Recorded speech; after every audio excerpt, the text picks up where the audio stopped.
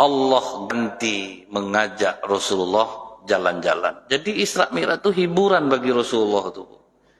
Makanya kita kalau suntuk bawa jalan. Cuman Bu, jalan-jalan kita tuh harus wisata religi Bu, untuk menguatkan jiwa kita yang lemah pada satu masalah. Ini banyak majelis taklim Pekanbaru ini pergi wisata religinya ke Islamic Center Hall. Itu tuh Bu tanda hari kiamat Pak. Karena tanda hari kiamat masjid akan dijadikan tempat untuk jalan-jalan. Kami sholat di situ, sholat 5 menit Bu, foto-foto 2 jam Bu. Bertiga kita sini tuh gaya kepala miring tuh pasti tuh Bu. Yang gini-gini, yang gini, itu pasti tuh. Tuh jari gini satu kan Bu ya. Jadi wisata religi itu Bu ya. Kita sedang sedih dengan satu masalah Pak. Misalnya Bapak dalam keadaan sakit, gula Bapak tinggi. Bapak cari orang yang lebih parah gulanya dari Bapak. Jalan Bapak ke rumah sakit, pura-pura nanya, berapa gula Pak? Nanti akan terasa rendah gula kita jadinya Pak. Itu yang membuat kita terhibur tuh Bu. Saya duduk sama pengurus masjid Pak. Waktu makan dia bilang, saya agak mengatur dulu makan Ustaz. Kenapa gitu? Saya sudah menyuntikkan insulin di perut saya. Jadi gula yang sangat tinggi.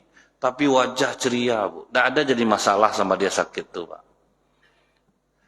Sampai saya nanya-nanya sama dia, kalau buah-buahan yang menyebabkan gula naik apa? Hati-hati dengan semangka Ustaz. Saya percaya Pak, karena dia pakarnya Pak.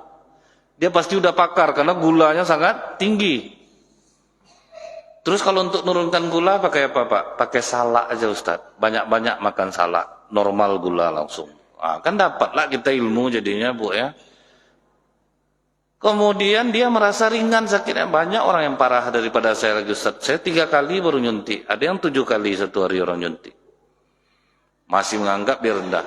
Kadang kalau kita tidak pernah wisata religi ke rumah sakit tuh Bu, kita menganggap sakit kita lah yang paling parah di atas muka bumi ini Pak. Kalian tak merasa macam mama, kalian pandai ngomong aja. Kan inilah gaya Pak ya.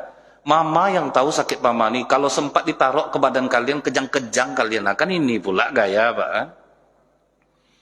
Cobalah jalan mama ke rumah sakit mah lebih parah orang dari mama lagi Bang. Betul Pak. Di rumah sakit tuh Bu, apa keluhan kita banyak yang lebih daripada kita dan mereka tersenyum dengan sakitnya. Saya kalau pengajian orang pensiun Bu, cepat saya pulang. Bertanding sakit atuk-atuk tuh Pak. Bangga dia sakit tuh Bu. Lama tak nampak Pak Haji, baru balik dari Malaka. Apa check up kemarin ini ya? Kepala sebelah kanan ya. Pak Haji sebelah kanan, saya kiri ini ya. Tengkuk belakang ini beratnya. Ini dada ini. Banyak lah dia lagi Pak. Daripada sakit lah saya dengar ya Bu. Bagus permisi saya lagi Pak. Kita selalu menganggap kita lebih berat. Macam ibu-ibu lah Bu ya, cerita. Capek kita di rumah tuh masak nasi, mencuci, digantar jemput anak sekolah.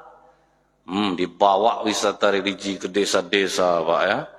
Nampak langsung perempuan sedang menggendong anak, baskom di tangan kanan berisi kain, sabun telepon yang tidak bisa berbusa itu Bu itu yang dibawa, senyum dia jalan kaki Bu, 2 kilo tempat untuk mencuci. Ada enggak penderitaan ibu seberat dia? Lihat wajah mereka, tersenyum.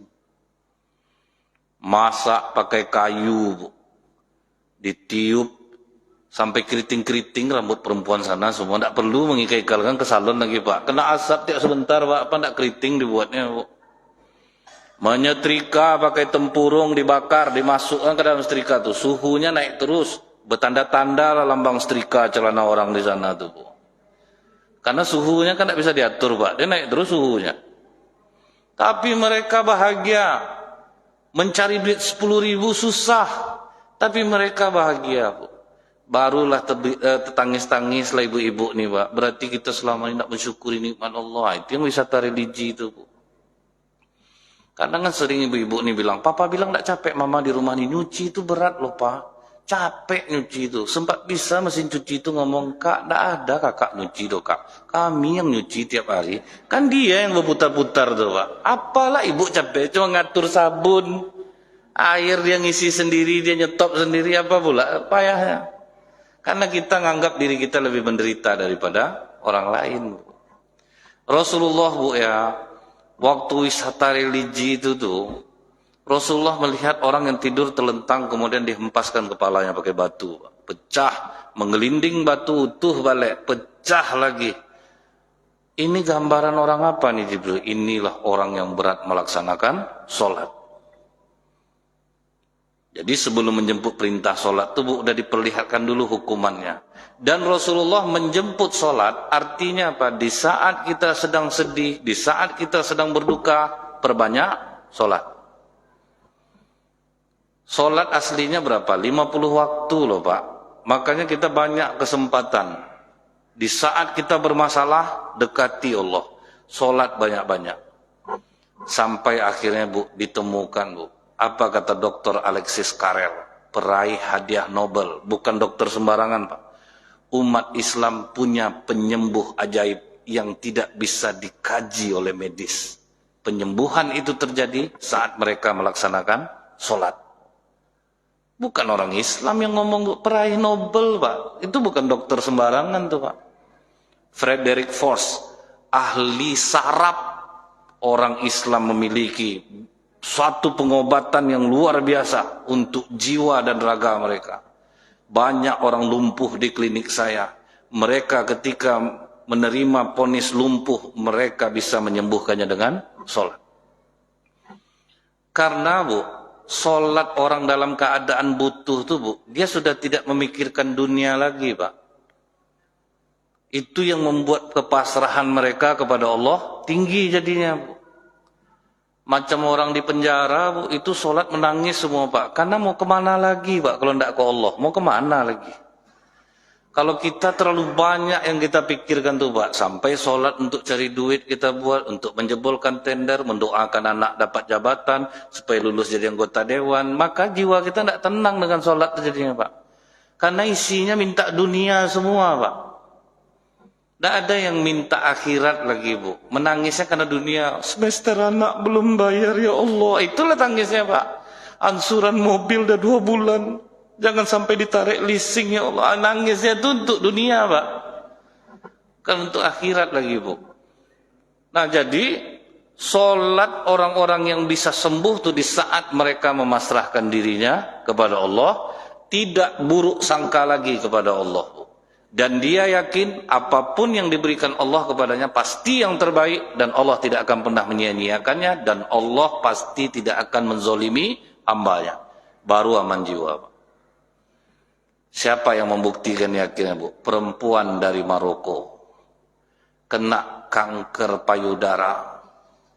Dia pergi ke Belgia. Karena pengobatan kanker di sana katanya paling bagus. Duit ada Pak. Berangkat ke Belgia. Sampai di Belgia disarankan dokter angkat payudaranya. Dia bilang ada cara lain enggak dok? Tidak ada Bu. Kecuali kami kasih obat penahan supaya dia tidak menyebar. Dikasih obat adalah saya obat aja lah. Malah rupanya Bu, lama kelamaan udah kebal pula sel kanker tuh dengan obat tuh. Mulailah timbul benjolan-benjolan di badannya. Berangkat lagi ke Belgia, maaf sudah terlambat, kami tidak mampu lagi. Berangkat dia ke Paris, sampai di Paris, dokter di Paris juga mengatakan kami tidak bisa apa-apa lagi. Akhir dia katakan sama suaminya, kenapa kita terlalu mengandalkan ini? Kita selama ini jauh dari Allah. Kalaupun aku mau mati, biarlah mati di Mekah aja.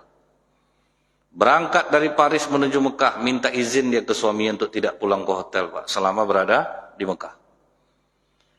Kasihan ada 2 orang perempuan Mesir Bu, minta izin pula dia suaminya untuk mengawankan perempuan ini itikaf di masjid. Jadi selama di masjid itu yang dilakukan hanya sholat, minum air zam-zam, sholat. Tidak ada mandi-mandi Bu. Dia takut menggosok bagian dalamnya nih Pak. Terus dia sholat, memasrahkan diri kepada Allah, minta ampun kepada Allah. Betul-betul tidak ada waktu senggang tuh Bu, selain tidur, baca Quran, sholat. Sholat sunat mutlak dia banyak-banyak. Selain sholat sunat yang sudah ada, dia tambah sholat sunat mutlak. Seminggu setelah itu datang perempuan yang berdua nih Bu. Coba-cobalah cuci badan tuh. Pelan-pelan aja. Ya, diperahnya lah air pakai air zam-zam gitu Bu ya, diperahnya. Pas dia masukkan ke dalam, terasa saya tidak ada benjolan lagi Pak. Diintipnya ternyata payudaranya normal seperti biasa, seperti tidak pernah ada penyakit. Berlari dia ke hotel, lihat Allah telah menyembuhkan aku. Yang seperti itu tuh, Bu. Apa kata ahli biokimia, Pak? Otak kita ini ada 3. Reptilian brain, mamalia tua, neokortek di belakang kening ini. Yang baik itu cuma neokortek, Pak. Dia yang mengendalikan yang 2 nih. Aliran neokortek ini ke hati. Jadi kalau orang sering sujud, darah yang membawa oksigen dari jantung masuk mencuci neokortek. Itulah yang membuat orang bisa menjadi baik dengan sholatnya. Jadi kalau kita masih kurang baik, berarti masih kurang nih sholat kita nih. Terus. Itu yang bisa menenangkan jiwa itu. Nah, selama ini banyak orang risau, saya udah rajin sholat berjamaah, pahalanya tinggi, 27 derajat, tapi kenapa hidup saya masih susah juga? Sebabnya apa tuh, Pak? Karena dia menganggap apa keinginan dialah yang baik. Dia tidak menyerahkannya kepada Allah, Pak. Padahal, Bu, Allah mengabulkan doa itu, Pak, pada saat dan waktu yang tepat. Kalau belum tepat, Allah tidak mau mengabulkannya. Karena Allah sayang, Pak. Kenapa Ustadz Somad diviralkan oleh Allah? Sebab beliau mampu untuk terkenal. Tetap hati seperti yang dulu. Sempat saya, Bu, diviralkan Allah. Entahlah, Pak. Pakai Lamborghini saya kemarin nih, Pak. Saya pegaya, Pak. Udah tahu saya, Bu. Sampat saya macam Ustadz Somad, rumah saya entahlah bentuknya mungkin, Pak. Sedangkan Ustadz yang dibawa Ustadz Somad aja jadwalnya, Bu, 24 miliar harga rumahnya, Pak. Rumah UAS tengoklah, Pak. Pakaian UAS tengoklah. Kalau sempat saya beli wall saya, Pak, tiap bulan, yakin saya itu, Bu. Wall 5 juta tuh mau belinya itu, Pak. Biarlah di mana Asyong yang mahal jahitnya, biarlah situ jahitnya, Pak, kan. Jadi Allah tahu ini tidak bisa, nak ini pegaya nih, ini bahaya dia ini tidak boleh dikasih sekarang. Jadi, Bu, ya, Allah tuh tahu takarannya. Ada bapak ibu berdoa, Pak, minta dimurahkan rezeki. Rupanya Allah nak kabulkan, cuman anak bapak jadi kaya, Pak. Jadi di anak dikabulkan Allah. Anak bapak yang kaya diajaknya bapak pergi umroh, jalan-jalan ke Eropa. Cuman udah tua-tua tuh, Bu, tidur aja di jalan tuh. Tidak bisa lah nikmati jalan, karena Pak. Tidur jalan. Nenek sendiri, bapak sendiri pula. Tidak sinkron lagi, Bu. Jalan pergi pesta udah jauh jaraknya, Pak. Jadi itu pula lah. Itu jadi kita jangan sampai buruk sangka sama Allah, Pak. Terserah Allah mau mengabulkannya kapan gitu, Bu. Jangan sampai kita jadikan rajin sholat jamaah rezeki sulit juga. Nah, yang kedua, Pak, faktor apa yang menjauhkan rezeki itu padahal kita rajin sholat? Sikap kita sendiri yang membuat rezeki jauh dari kita. Apa kata Allah, Bu? Wa ma asobakum min musibatin fabima kasabat aidikum wa ya'fu an katsir. Apapun musibah yang menimpa kamu, salahkan diri kamu sendiri. Kita cari kesalahan kita dulu, Bu. Covid disuruh pemerintah pakai masker, kita pakai masker. Disuruh pemerintah vaksin, kita lengkapkan vaksin. Setelah itu tawakal kepada Allah, Pak. Ini udah vaksin, udah pakai masker, Bu. Bersalam masih pakai tinju juga, berarti kan tinggi kecemasan tuh, Pak. Batuk kawan 3 kali di masjid berdenyut jantung, Bu. Positif. Itu tuh yang membunuh tuh jadinya, Pak. Kita yang menjauhkan rezeki sehat kita sendiri. Kita sendiri yang menjauhkannya, Bu. Ada orang rajin sholat jamaah, akhlaknya buruk, Pak. Diperintah melawan, dimintain tolong cemberut. 1000 rakaat pun dia sholat, Pak. Tidak akan dipakai orang dimanapun, Pak. Tapi lihat, Bu, seorang office boy, tamat SMA. Kerja dari jam 6 sampai jam 5 sore. Setelah pulang kerja dia tidak pulang, Bu. Dibantunya orang yang lembur di kantor itu, Pak, tanpa meminta uang. Tidak ada niatnya. Orang kadang-kadang kalau rajin di masjid ini kan, Bu, supaya dapat kupon kurban 2 kadang, Pak, kan. Kadang jadi cerita tuh, Bu, ngapa Bapak pindah sholat, Pak? Tidak dapat kupon kurban 2 tahun ini. Pengurus yang dulu 2 saya dikasih. Macam kan habis daging tuh sama dia. Mau rasa membelikan daging, Pak. Kalau memang mau daging bagus betul, lah ini duit, lah belilah. Berapalah sekilo, 120, 130. Jadi kadang orang aktif mau menolong karena ada sesuatu tuh, Pak. Itu yang sulit tuh dihilangkan, Pak. Kalau rasa nak menguntungkan, nak mau dia. Tapi kalau rasanya menguntungkan, baru dia mau. Kalau rasanya di masjid akan menguntungkan dia, tuh rajin dia ke masjid, Pak. Tapi kalau ketika masjid tidak memberi keuntungan sama dia pun mulai jarang ke masjid. Nah kemudian, Pak, dia ini asal orang lembur ditolong, banyak orang dibantunya di kantor tuh, Pak. Secara otomatis, Bu, seluruh ilmu di perbankan di kantor itu sudah ada di kepalanya. Karena seluruh bidang sudah dia bantu tiap hari tanpa biaya tambahan. Akhirnya tahu, Ibu, pas ada utusan untuk disekolahkan ke Belanda, kandidatnya S2 semuanya, Pak. Datang orang kantornya. Kau coba ikut tes saja. Enggak lah, saya office boy. Coba aja lah. Diizinkan dia, Pak, untuk ikut tes. Hasilnya apa, Bu? Nilai dia tertinggi dan mengalahkan seluruh S2 itu. Berangkat dia ke Belanda, pulang ke Indonesia jadi direktur Citibank pertama yang tamat SMA dan bekas office boy, Pak. Buka di Google nanti, Bu, office boy yang menjadi direktur Citibank. Kacau dunia perbankan dibuatnya, Pak. Memang nilainya paling tinggi, Pak. Itulah kalau orang tidak berat tulang tuh ya, Bu, ya. Diperintah mau, oke, Pak, saya kerjakan. Tidak ada cerita, wah ini hari Minggu saya libur, Pak. Wah pasti sayang orang, Pak. Itu pangkat kopral gaji jenderal tuh, Pak, kalau orang seperti itu. Ini banyak orang-orang Islam nih, saya tidak ada takut sama manusia. Yang saya takutkan Allah. Kita berterima kasih sama manusia kan berarti kita bersyukur kepada Allah tuh, Pak. Sampai dia apalah saya takut, walaupun dia bos saya, yang ngasih rezeki kan bukan dia, Allah. Tapi kan kita disuruh nurut sama pimpinan, Pak. Kita kan disuruh patuh sama pimpinan. Ada sopir, Bu, umur 72 tahun, tidak mau bosnya memberhentikan ya, Pak. Kerjanya senang, gaji besar, memanas-manaskan mesin mobil aja sekarang kerja, Pak. Tapi tidak mau bosnya melepas dia, Bu.